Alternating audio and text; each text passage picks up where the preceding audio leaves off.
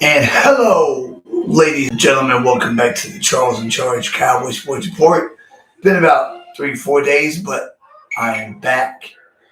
Gone like I never left. No, I can't say that. That's Rome's line. Cowboys fan talk. Just messing with you there. It is the 4th, January 4th, today, Thursday. 3 days before last week of the season. That starts Saturday.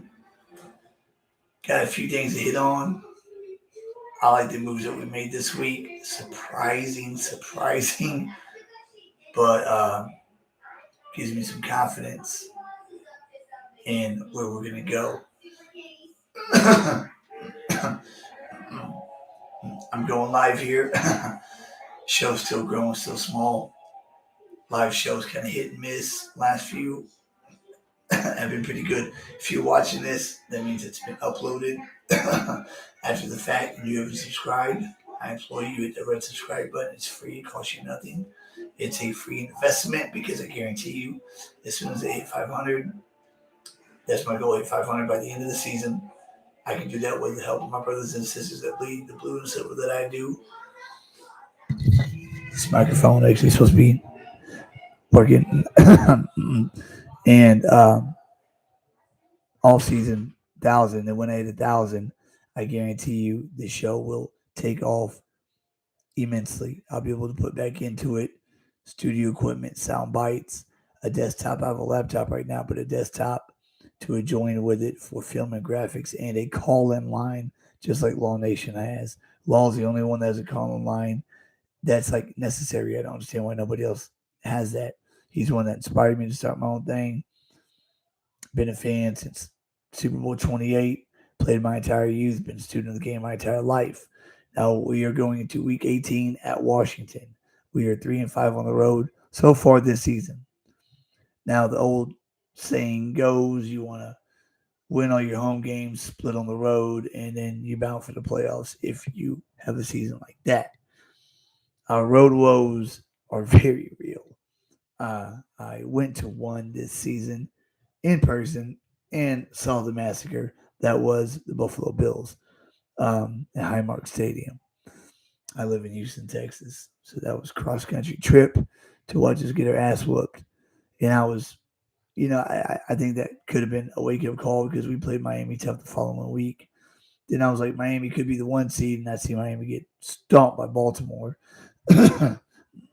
and could wind up being the 5 seed. Miami, Buffalo, kind of the same situation as Cowboys, Eagles. But going into Week 18, 13.5-point favorites. A lot of people calling it a trap game. Last season,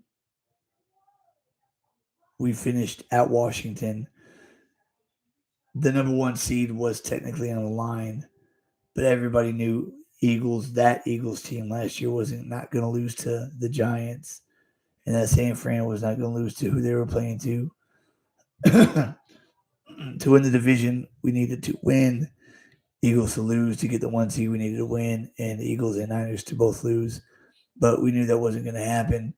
So our players were not in the game mentally, and that was Sam Howell's first ever start. Since then, he's been figured out.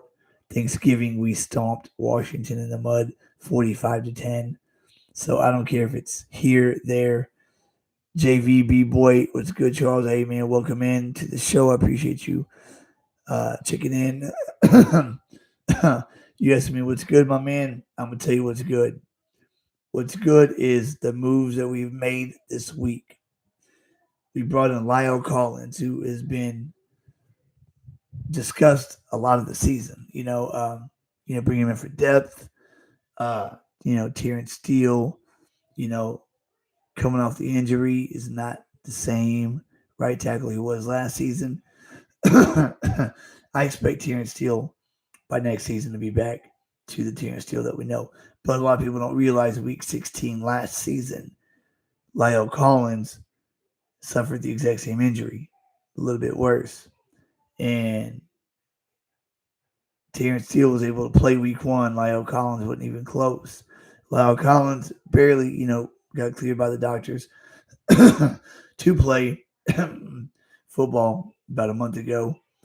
He comes into Dallas on Tuesday, and he doesn't leave without the contract.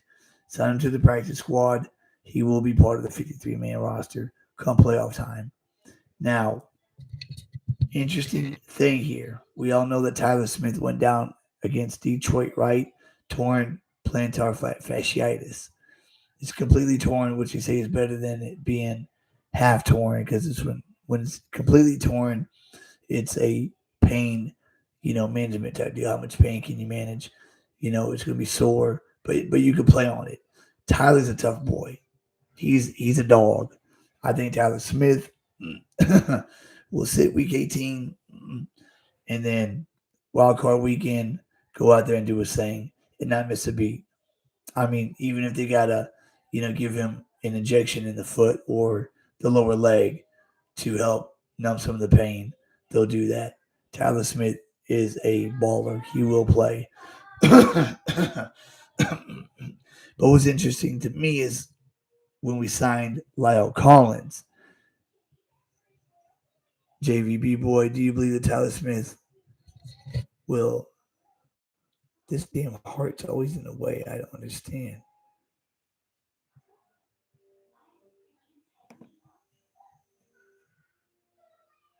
Do I believe Tyler Smith will take that shot? Well, if the pain is that if the pain's like super bad and he thinks it'll affect his game, uh, yeah. But if he thinks that you can go out there and just take the pain, handle it, and play ball 100% like he can on any given Sunday, then he might not take the shot. He might like the pain. Tyler Smith's a different kind of cat, and that's why I love him wearing 73, Larry Allen's number, because he's got strength, for a second year guy. A lot of strength. He can move grown men off the football. But Lyle Collins comes in Tuesday. He doesn't leave without a deal. We retain him. He spent 2 years in Cincinnati. Um, no, actually, he spent one, and then week one of the season they released him. But they immediately put him at left guard in practice. Lyle Collins. Now, if y'all remember 2015, Lyle Collins was going to be a first round draft pick. A lot of scouts had him rated in the first round, but he had some serious off the field legal issues that made him go undrafted. His girlfriend getting murdered. He wasn't apparently a suspect in, you know, whatever happened. So he didn't get drafted. That was a major steal that we got. And from 2015 to 2017, he was left guard. And he played excellent at left guard, just great. And then we move him to right tackle. I believe that's when Doug Free uh, finally retired, I believe. But primarily, Lyle Collins is going to be our swing tackle. And when asked if he could play left tackle, he said he could play left tackle no problem right now today. So I would say it's a big upgrade over a Chuma Adoga as far as left tackle. When Tyron Smith, didn't play against Miami, we saw Chuma's play, and a lot of what he did was pretty questionable. That one play where he let Bradley Chubb just come to Dak unabated because he thought number 51 was going to blitz. You might want to block the guy in front of you instead of worrying about the guy 5 yards down the field. So Lyle Collins being our swing tackle, that is a good vote of confidence in our offensive line depth. Just say 77 does get hurt and misses a game, misses wild card weekend. Just say, or the second round. Just say. I'd rather have Lyle Collins at left tackle than Chuma Doga any day of the week and twice on Sunday. I can guarantee you that. And then we bring in Damian Wilson, the linebacker that we drafted in 2015 He played out his rookie contract through 2018, and then 2019 went to Kansas City, played there for 2 seasons, and then went to Jacksonville and then Carolina. Now with us, his rookie season in 2015, Damian Wilson had only 15 tackles. 2016 he had 34. The following year 35. 2018 he had 37. He had a sack in those last 2 seasons. Now the reason why he only had 35 and 37 tackles his last 2 years with us is because we had Leighton Vander Esch and Jalen Smith. And at that time, them two boys were dogs. So Damian Wilson, being that we play a lot of nickel, didn't see the field near as much as the other guys did. What's going on, Raymond? I'm glad you jumped in. JB boy, I've never seen Lyle play left tackle, but I shudder at the thought of Chuma playing. Yeah, I've never seen Lyle play left tackle either.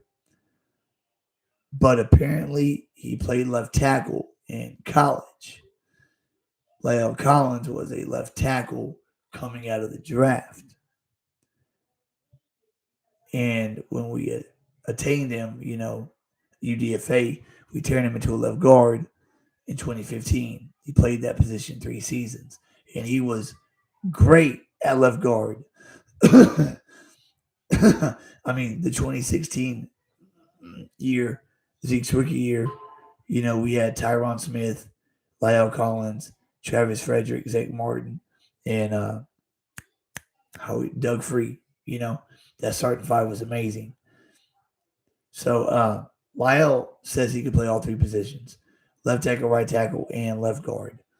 So if he can play left guard also, indeed, if he can play left guard at a very good level, or even at a decent level, then that is a hell of a depth piece that we just obtained late in the season.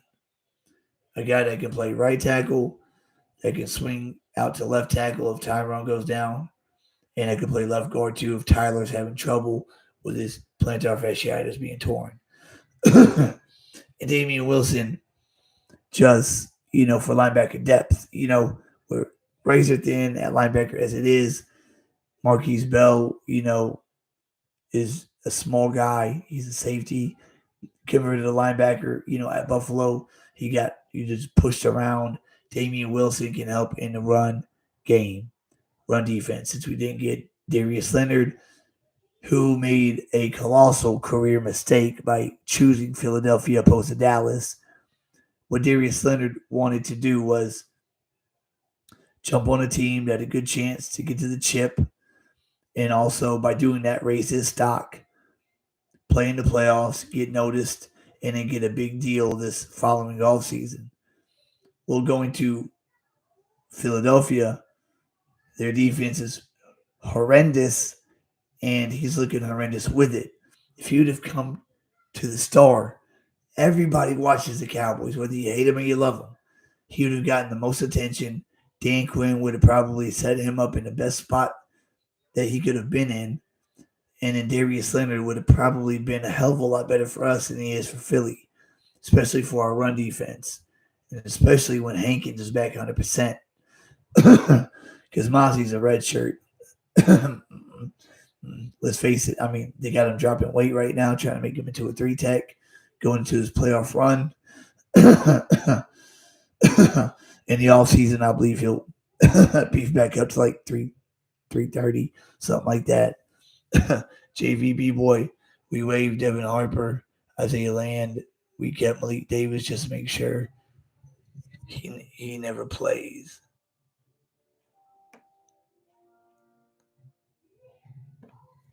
Who are you talking about? Yeah, Devin Harper, we messed up on. He was a 7th-round pick last season. Tore his ACL in the offseason, never played. Isaiah Land, UDFA. Malik Davis, we kept him. He's our running back number 3. Because we put Deuce on IR. Deuce, nice story and all, but, I don't know if he's NFL material. Uh, Rico Dowdle is 100% healthy now. He's 100% healthy, back, and playing for him, which we need because Pollard cannot tote the rock himself. A lot of people saying this game's a trap game at Washington. I don't buy that for a minute. Yeah, we went to Washington last week 18 last season, got beat 26-6 because there was no tape on Sam Howell. It was his first start. We weren't in the game.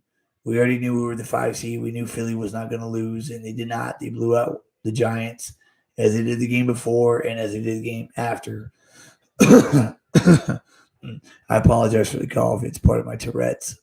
I can control it sometimes if I really, really try. But yeah, what we want to do is go to the Capitol Sunday. We're playing the same time Philly is, but we want to even if we look at the scoreboard and the Eagles are getting blown out and Detroit's getting blown out, just say, right?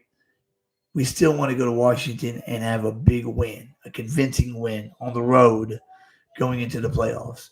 We don't want to go to Washington and play half-ass. Go to Washington. We want to go to Washington on a high note.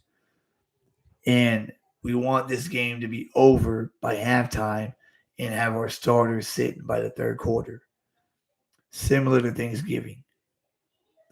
That's exactly how we want to come. We want to come out fast, get our playmakers involved, score fast, have our defense play their game, have Micah have a good game going into the playoffs, have Deron Bland have a good game going into the playoffs, have him cover McLaurin, make some plays, get his confidence, back up to where it was before, the Seattle game.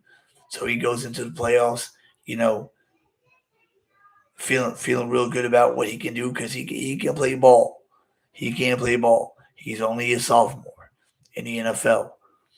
Um, but yeah, had the game ended by halftime, 5 minutes into the third quarter, add another field goal or touchdown, and then everybody hits the bench. Dak, TP, the entire second team comes in on both sides of the ball. And Tyron Smith does not play this game. He don't even play. I don't want him or Tyler to play this game. We got Lyle Collins. If he can get the gist of what we're doing that quick and play left tackle, that'd be great because then he would get live reps at left tackle and then put TJ Bass at left guard. He's done pretty good at left and right guard. You know, uh, dress Tyler Smith. I mean, he's listed as questionable, going to doubtful, so he probably won't dress. I'm trying to think of like the most plausible thing that makes sense. Dress Tyron Smith just in case. Dress him, but dress Lyle Collins also, and have him out there at left tackle, and have TJ Bass out there at left guard, and have Chuma dress also. So whenever it's time for Zach Martin to come out, he can go into left guard and TJ Bass go to right guard, his natural position. B Dash played the whole game. Terrence Steele probably played the whole game.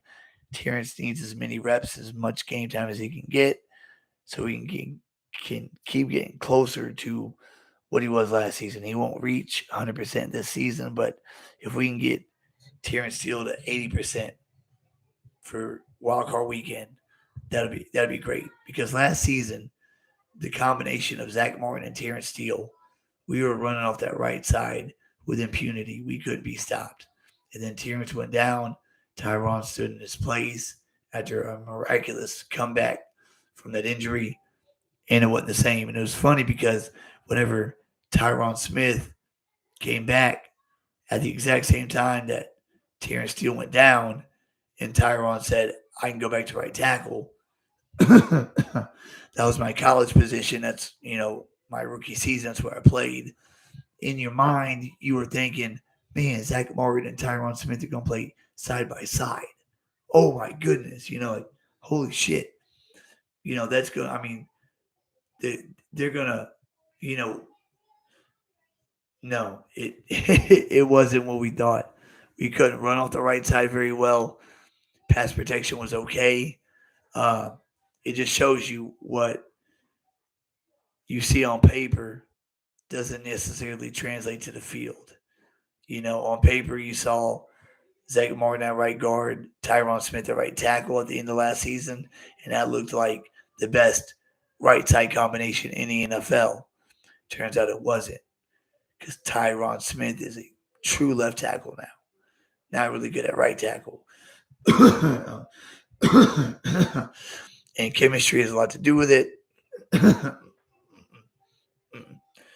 Zach Martin and Terrence Steele had some good chemistry going on. And, but at least, he was able to bounce back, start week one. We just hope he doesn't wind up like a Michael Gallup and never get back to where he was. Not saying MG13 won't, but we got to see. I got to see. Michael Gallup's right now, it's like he's good for drawing one big pass interference penalty a game and making like 2 or 3 big catches a game, but not really, having a 150-yard outing or, games like he used to. 7 guys made the Pro Bowl, as y'all know. Dak on the offenses, Dak, Lamb, and Zach Martin. Our kicker and our punter made it. Brandon Aubrey, of course, is going to make it. And then on defense, it was Deron Bland and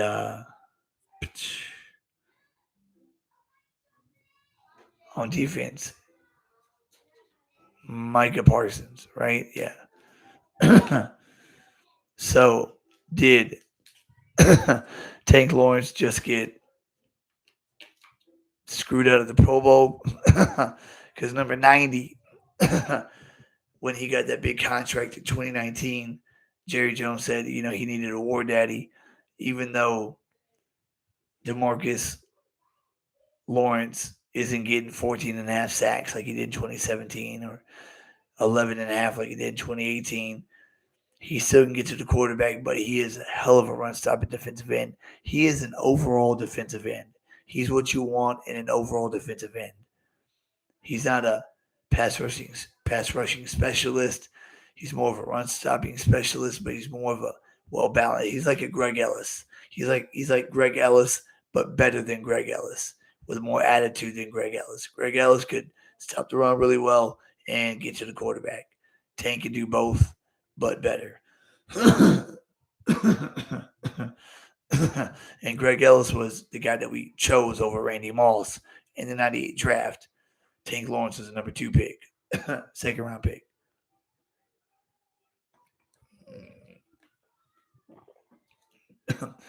But I do hope that Damian Wilson does make a difference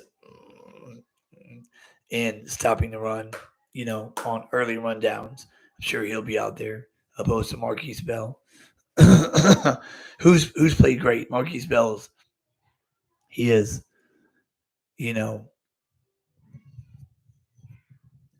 outplayed what we thought he would do. Am I supposed to speak in this side, or this side? I think this side. Hey, JVB boy, can you hear me just fine? Because first time I've gotten a mic, I've used it a couple times. Are you able just to hear me and not the background? Because that's the idea. Let me know if that's the case. And then we got 2 other guys. We got a running back and somebody else. 2 guys that won't see the field. I didn't even write them down. I don't even remember their names. I just know Lyle Collins and Damian Wilson were excellent pickups. at this stage of the season.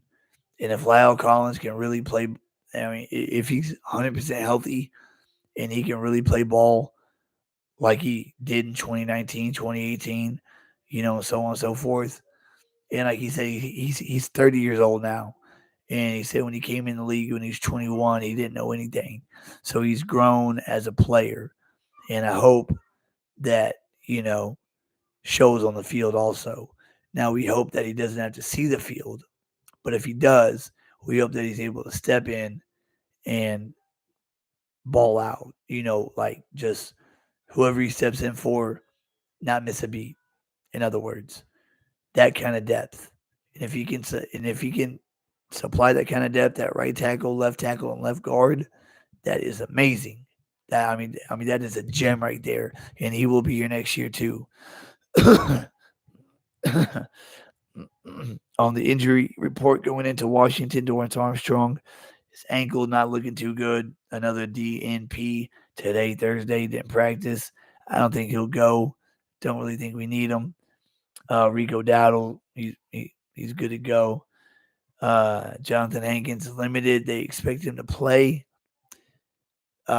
He will play, I believe. I'd put money on it. Most likely on a pitch count, though. You're not going to put Hankins out there for a full game. Put him out there on a pitch count. Let him get used to game reps again, like 15 plays. Get him warmed up for, walk hard weekend. But most importantly, win the damn game. Win the damn game. And I know a win is a win, whether you win by 1 or 50. But I don't want to see this just because it's on the road. I don't want to see this be in a fourth quarter, close game, 20-17 or 24-17. I want us to go into that stadium and handle our business against an inferior opponent that's probably going to get the number 2 overall pick in the draft and just end the game as quick as we can so we can set our guys as quick as we can and get home with no injuries as quick as we can. We do that, that's the best possible outcome because then we lock up the 2 seed. The 2 seed, it's not what it was because you don't get that first round bye, but you have to play wild card weekend, but you play the 7th seed, which is a team that would not have made the postseason before they changed the playoff picture, allowing 7 teams opposed to 6. So, being the 2 seed, we're going to be playing the lowest remaining seed, which will be one of the 3 teams. Green Bay, Seattle, or Minnesota. Out of those 3 teams, you probably want to see Minnesota. But they're not going to make it. It's going to be between Green Bay and Seattle.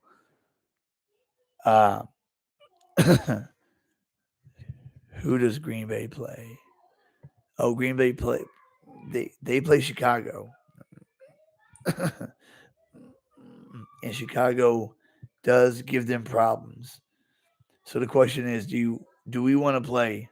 We go to Maryland, to the capital, D.C., and handle business, beat Washington, get the 2 seed. After that, who would we rather host in the first round? Would it be Green Bay or would it be Seattle, who we saw about a month ago at our house in a heart-stopping game? Now, they have Chicago. It's going to be at home, so the Packers have the Bears at home. If Green Bay wins, they are the 7th seed. What happened with the first game against Chicago? That was week 1.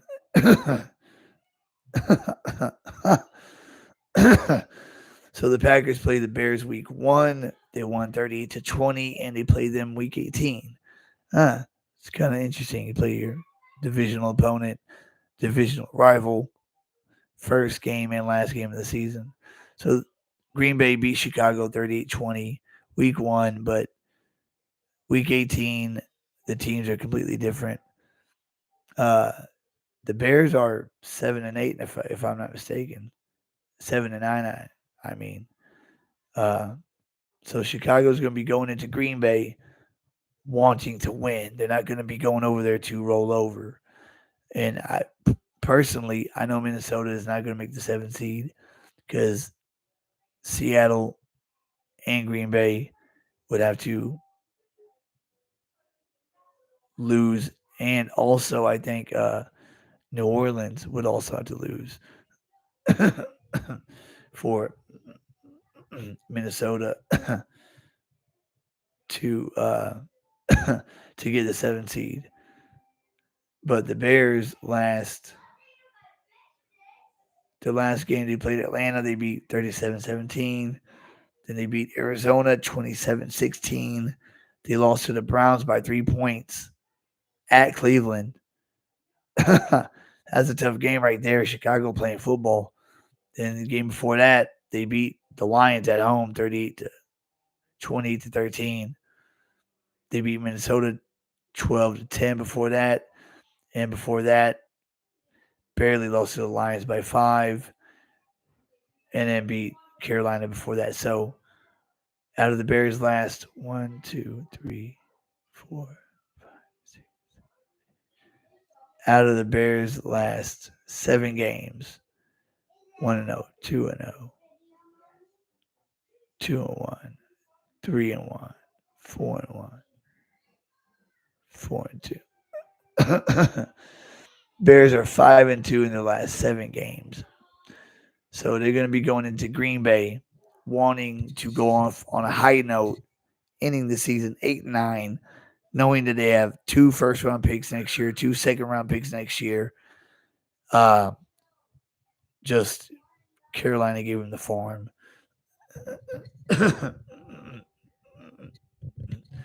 And if they want to keep Justin Fields, then those 2 firsts and those 2 seconds can just add, more young talent to that team. The Bears were my dark horse coming into the season.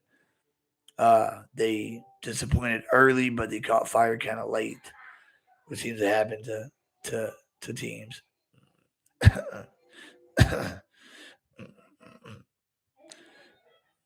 Green Bay lately has been looking.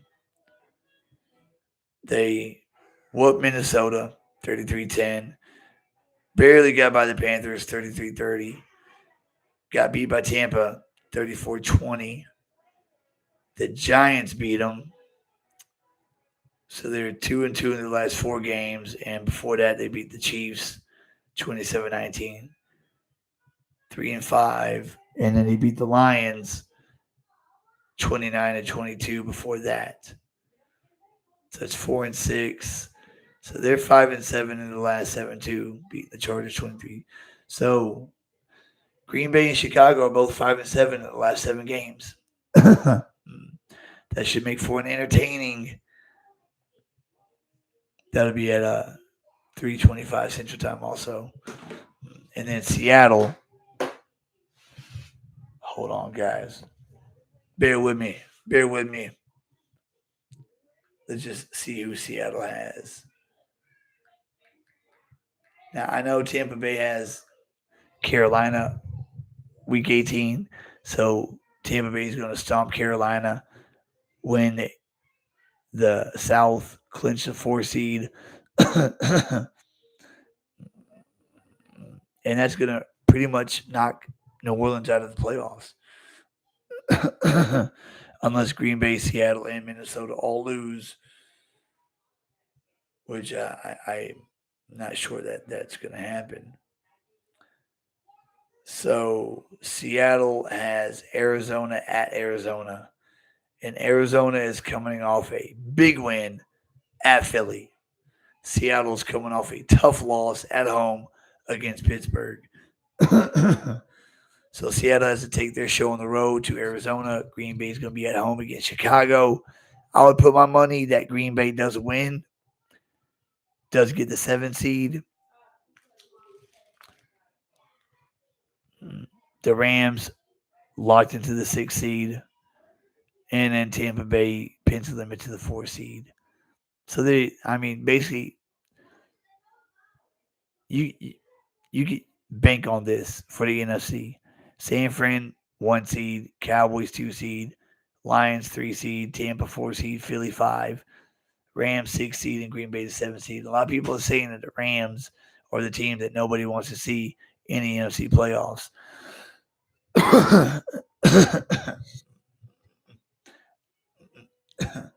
That this Rams team has gotten healthier, has the best quarterback in the conference, and is only 2 seasons removed from their Super Bowl win. Actually, one. Before last year was their Super Bowl year. The Rams, a lot of talking heads are saying they're the team that could probably go into the playoffs, win round 1 at Detroit, and then go to San Fran and have the highest probability of knocking off the Niners. I don't know about that, but I do know that we beat the Rams 43-20 October 29th at home. So if somehow we draw the Rams, LA, welcome back home, baby. Welcome back home, because I don't think we fear the Rams like that. Week 2, the Niners went to the Rams, got by them by 7-30-23. And then the Niners' second game against said Rams will be this Sunday at San Fran. It'll be at 3:25 Central Time. So all the big games will basically be Sunday at the same damn time. That's when you need a NFL ticket, right? So, your opinion: who would y'all rather draw round 1? Say we handle business against Washington, right? Say we do that.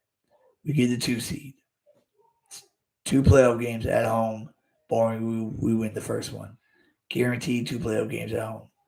Who would y'all rather draw round 1? Green Bay, Seattle, or Minnesota? Put it in the chat.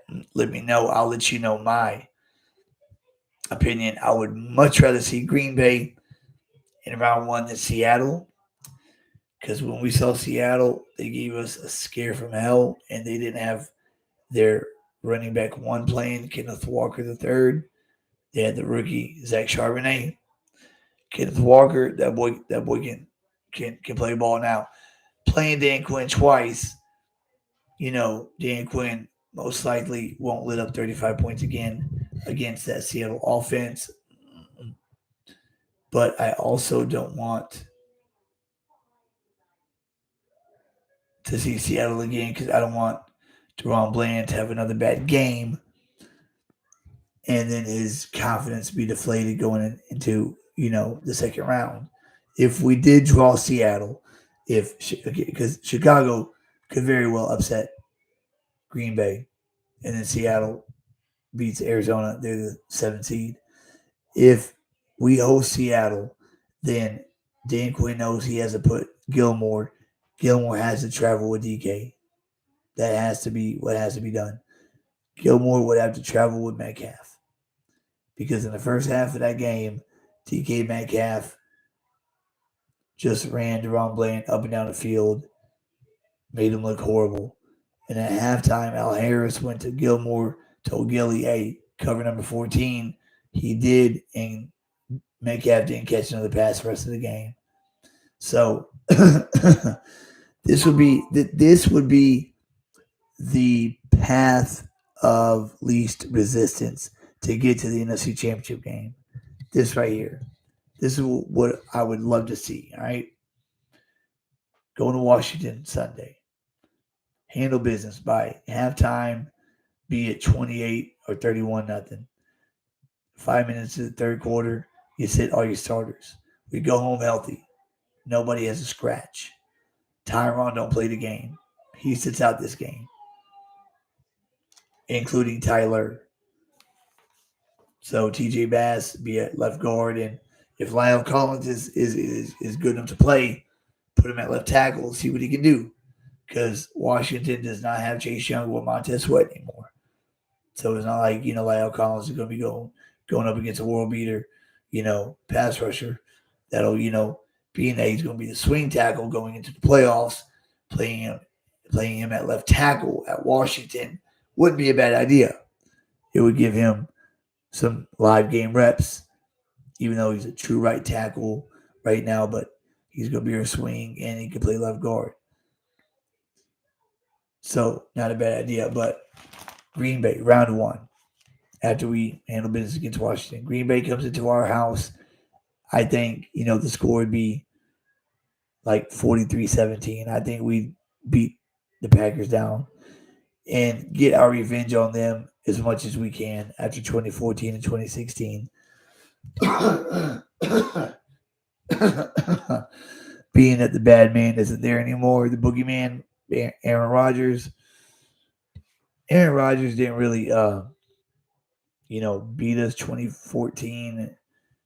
Dez catch, no catch. DeMarco Murray fumbling a football that would have been a touchdown run, except he didn't know how to hold a football after rushing for 1,800 plus yards that season. But 2016, he sure did. Aaron Rodgers was a boogeyman in 2016. But now, if we draw Green Bay, which I think is the highest percentage, wildcard weekend, I think we'll win that game with ease. I think we'll put up 35, 40 points, probably allow 17 max. And then what we want to happen, path of least resistance to the championship game. What we'd like to happen is see the Rams go to the number 3 seed, Detroit, knock them off. Okay? That happens, and we have the 2 seed victors in wildcard weekend. We have the 6 seed victors, and then Tampa Bay and Philly. We basically play the winner of that game. If the Rams were to upset Detroit, and they very well can. So, say the Rams beat Detroit. I don't think Philly would beat Tampa Bay at Tampa. So we'd have Baker Mayfield coming into our house, Tampa Bay. Another team that's making the playoffs, they're going to beat the Panthers, but they're on a lower tier than we are. That's a team I think would be soft and not too hard to beat. That'd be a game that'd be like 31-14. That's a pass of least resistance right there. Green Bay round 1 had the Rams upset Detroit, so we play the winner of Philly, Tampa, and even if Philly upsets Tampa, bring Philly in, bring him back to AT&T, bring him back home. We love to see Philly get at home. We love to see him get at home. We love it. Tank Lawrence would love it. Wouldn't matter. We'd advance to the NFC Championship game. And if the Rams were to knock off Detroit round 1, that'd be the team, being that their divisional opponent, especially seeing what happens. Actually, San Fran probably won't go all out Sunday against the Rams, but divisional opponents, the Rams knocked San Fran out of the playoffs 2021, even though the Niners beat them every regular season game. If the Rams were to go to the Bay Area and knock off San Fran, oh my Lord, then we would host the NFC Championship game. That would be the best way for things to go. We handle business at Washington in the game at halftime, host Green Bay, knock them out. The Rams knock out Detroit, go to San Fran. We play the winner of Philly or Tampa Bay. Either one comes in our house. We drop either one of them. And then the Rams beat San Fran at their own house. And then come to our house for the NFC Championship game. That would be beautiful. Now, I would love to go to San Fran and knock them off at their own crib. You know, just like in the 90s, even though it's not three straight championship games, it would be three straight playoff games, wild card round, divisional round, NFC championship game. In the 90s, we got the first two, 92, 93, and then in 94, San Fran got the third one. So there's nothing I would love more than to go back to the Bay Area for the chip game and take that from them because we're not the same team we were in week 5. Not at all. But who am I to complain if the Rams beat Detroit and are the team to knock off San Fran in round 2? Then we stay at home the entire playoff duration. And that ups our chances of going to Vegas immensely. And I believe Baltimore is going to run through the AFC playoffs. I do. Baltimore had one loss that wasn't too long ago, but besides that, people have been overlooking what they've been doing, and it's 46 minutes. It's nuts. Okay, who was the team that gave the Browns? Yeah, the Browns beat the Ravens November 12th, 33-31. October 1st, Ravens beat the Browns 28-3. So the one team the Ravens probably don't want to see in the playoffs is Cleveland because the Browns do have a Super Bowl defense, in this day and age, 2023. But you look at the Rams, say last 4 games. Rams last 4 games, okay? I mean Ravens. The Ravens last 4 games. They played host to the Rams. They beat them 37-31. Then the Ravens go to Jacksonville, drop them 23-7. Then the Ravens go to San Fran, knock them off 33-19, and those 19 points were garbage points. And then the number 2 seed Dolphins come into M&T Bank Stadium, Baltimore, to vie for the 1 seed and get blown out of the water 56-19. This Ravens team is peaking at the right time.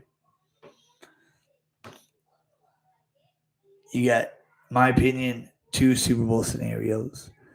You got the Niners and Ravens, or you got the Cowboys and Ravens. One of the two, I believe, will be a Super Bowl matchup.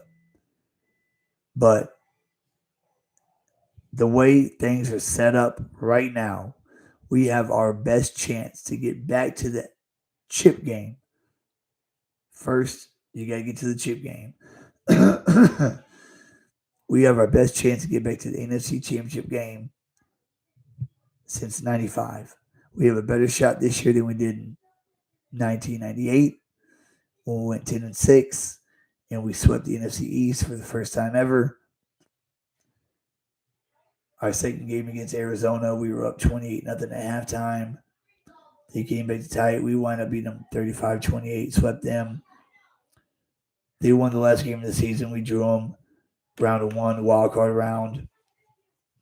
And they beat us 20-7 out of nowhere. Adrian Morrell, Jake Plummer. Then the following season, we start 1999. We signed Rocket Ishmael in the offseason. So we had a big physical playmaking wide receiver, Michael Irvin. And we got this speedy, small, shifty guy, Rocket Ishmael, to take the top off the defense. Troy Aikman's dream with Emmitt Smith in the backfield and still a hella good offensive line. We still had Larry Allen, still had Eric Williams, You still had Nate Newton. I believe you had Flozell Adams at that time. We started off 3-0 that season. Week 1 was at Washington. We were down 21 points in the fourth quarter. Come back to tie the game to go into overtime and win that game in overtime with a play action pass to Rocket Bishmael over the top of the defense. Oh, it's so beautiful. I remember like it was yesterday. So beautiful to win that first game. Then Monday night beat Atlanta 24-3. Then week 3 beat Arizona 38-3. Scored 100 points in the first 3 games. We were a Super Bowl team that year, 1999. And then 3-0, we go to 0-3. Philadelphia, having a horrible season. We go to the vet, and Michael Irvin plays his last game of his career, the last down of his career. Goes on a quick slant. He's going low for the ball to catch it. This white boy safety, Tim Hawk, comes at him helmet to helmet. Boom. So he gets helmet to helmet with that safety and the ground. Just, almost broke his neck. And that broke the team. Michael Irvin having a career-ending injury right there after that beautiful start that broke the team that year. We started 3-0, finished 8-8, lost to Minnesota in the first round of the playoffs. This is a better shot to get back to the chip game than the 2007 season. 2007, we were primed to get back to the chip game. Being that we locked up the number 1 seed, but we locked up the number 1 seed week 15 at Carolina at the cost of Terrell Owens breaking his leg. A lot of people don't remember that when it comes to 07. So T.O. being T.O. a month later plays in the playoff game. But he is nowhere near 100%. He's nowhere near the playmaking wide receiver we had all season. He is nowhere near the giant killer that he was that year. He had 2 touchdowns in each of the 2 games against the Giants. So really not having Terrell Owens in that game against the Giants in 2007, we lose 21-17. We can only score 17 points. When in week 1 we scored 45, and the second game against them we scored something close to that.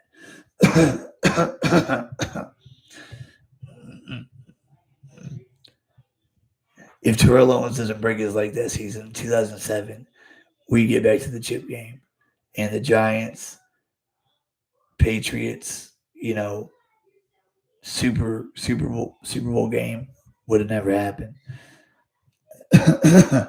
We have a better shot of getting back to the NFC Championship game this year than 2014.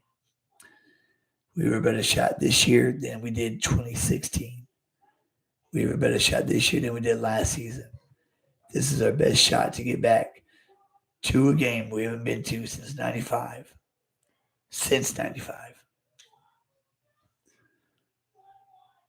And if San Fran does beat whoever they play, and we handle our business at home and make it 18 in a row and tie the franchise record for home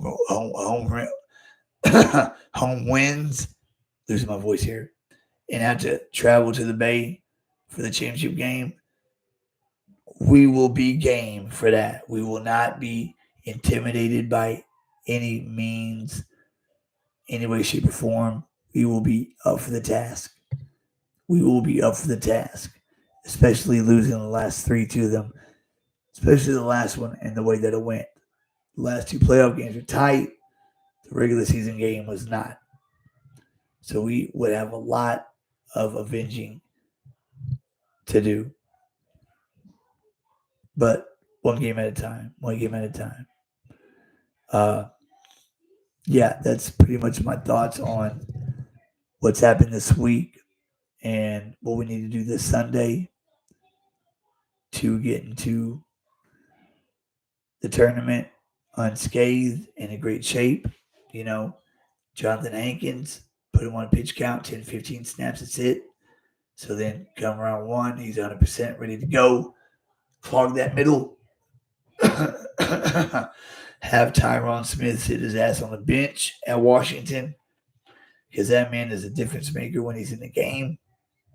And we're going to need somebody to block Dak's blind side very good as he does. And hopefully Tyler Smith, we're thankful that torn plantar is torn all the way, not partially torn. Big difference because you can play with it when it's torn all the way. So he's a dog. And I don't think the pain is really going to bother him that much. He'll sit versus Washington, just to get that extra week of it kind of healing back together. But it takes time. But he'll be good. And if Terrence Steele, Tyron Smith, or Tyler Smith happen to go down at some point in the playoffs, I believe Lyle Collins will be very good at filling in at right tackle, left tackle, or left guard. I mean, he's very confident at left tackle, says he can play left tackle right now. And like I said in the beginning of the show, when we signed him, we immediately had him doing reps at left guard. So he is versatile. He is Chuma Edoga times 5. And then Anthony Hitchens. It's Damian Wilson. Bringing him in, to help get some depth to our linebacking room is good also. That will help in the run game for real. Especially with Hankins back, having Damone Clark and Damian Wilson, 2 true linebackers. Being that Rashaan Evans is Audi 500. Great bring in at the end of the season. I just really, really wish Darius Leonard wouldn't have made the foolish decision. Went to Philadelphia where his career's going to die. He'll probably get a deal next year, but it won't be what he wants. It'll probably be like a 1 year, small deal, prove a deal. When he could have just came to the Star, Dan Quinn could have put him in a place to shine, and he could have been going on a playoff run. Instead, he picks Philly. Well, Shaq, Darius, whatever you want to be called. You made your bed, you lying it, man. I would have loved to have had you here. And Sebastian Joseph Day, Jerry Steven, a defensive lineman of that caliber. He won a Super Bowl with the Rams 2 years ago at defensive tackle. He plays one technique, nose tackle. He would have been great at rotating with Jonathan Hankins if Hankins is getting gassed a little bit and the team is.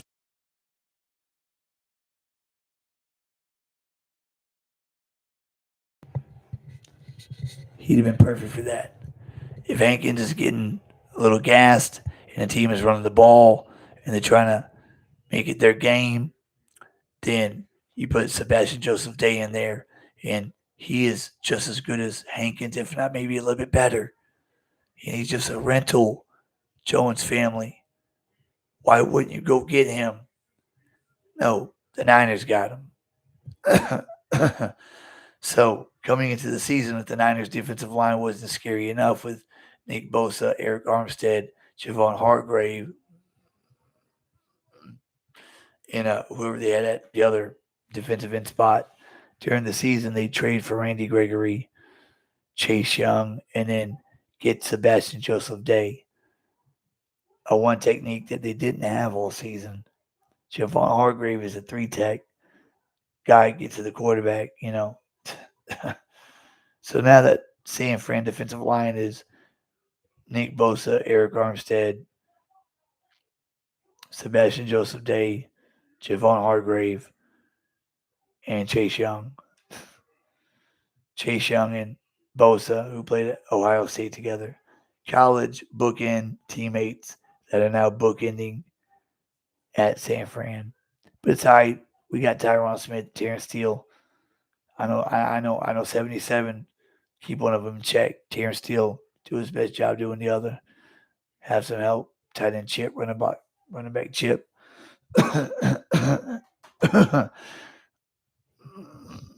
Cowboys Nation kept saying all season, this is 2023.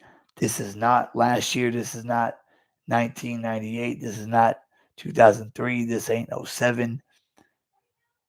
It's been 27 years since we've been back to the NFC Chip game. That's not our goal. Our goal is in Vegas, the Super Bowl. We made key acquisitions in the offseason. Gilmore was the best trade that we made in the offseason by far. Because without him, our defense would be in shambles. Brandon Cooks getting more involved in the offense. CeeDee Lamb becoming a monster, setting the single season reception and receiving yards record, breaking the playmakers records. I mean, just this team has nuclear capability and can take it all the way home. And this season is as good as any. So, Cowboys Nation, I'd be excited if I were you. Very excited. Sunday, even though we're playing against the commies, go nuts, get crazy, bang against the walls, go outside and yell when we score a touchdown, or if you have a watch party, go to it. Do what you do. I went to Buffalo. That was my thing this season. I went to an away game. Do what you do to support the star, baby.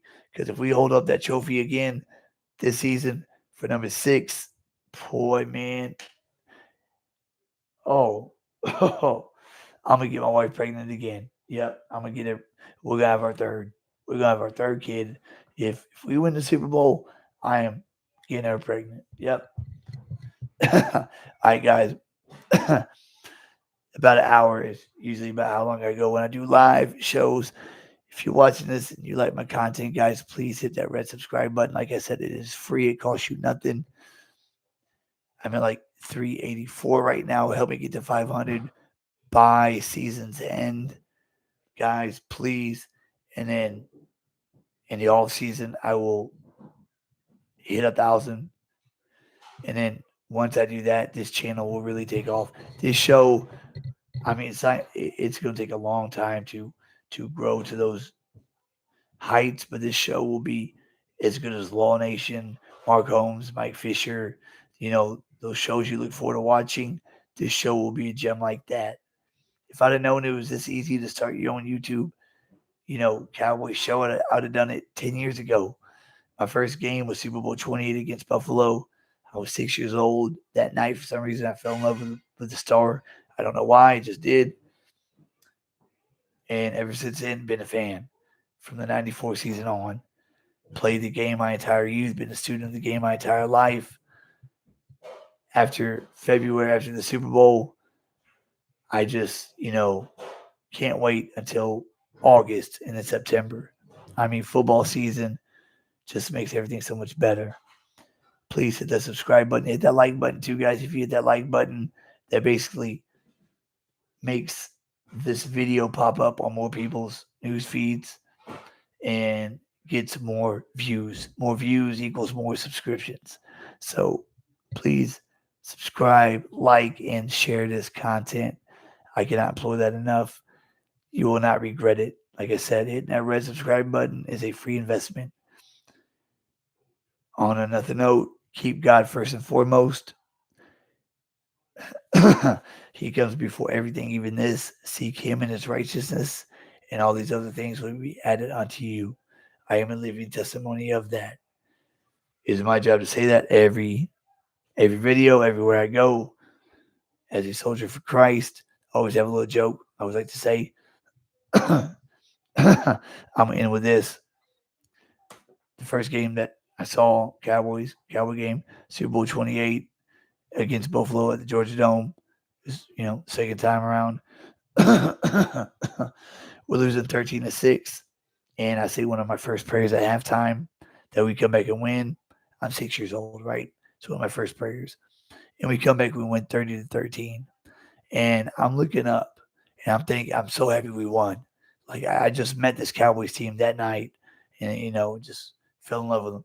I was so happy we won. And I was like, my prayer is why we won the game.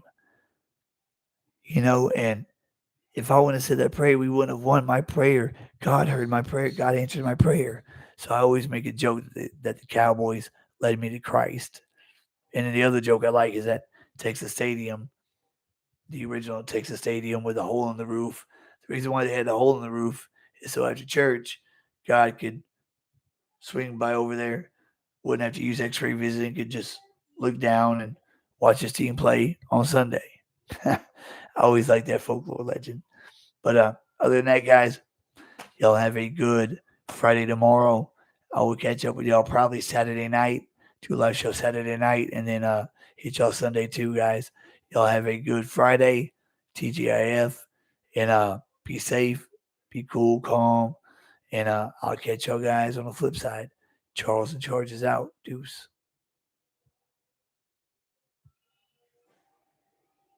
Oh yeah, this is not touchscreen. This is a computer.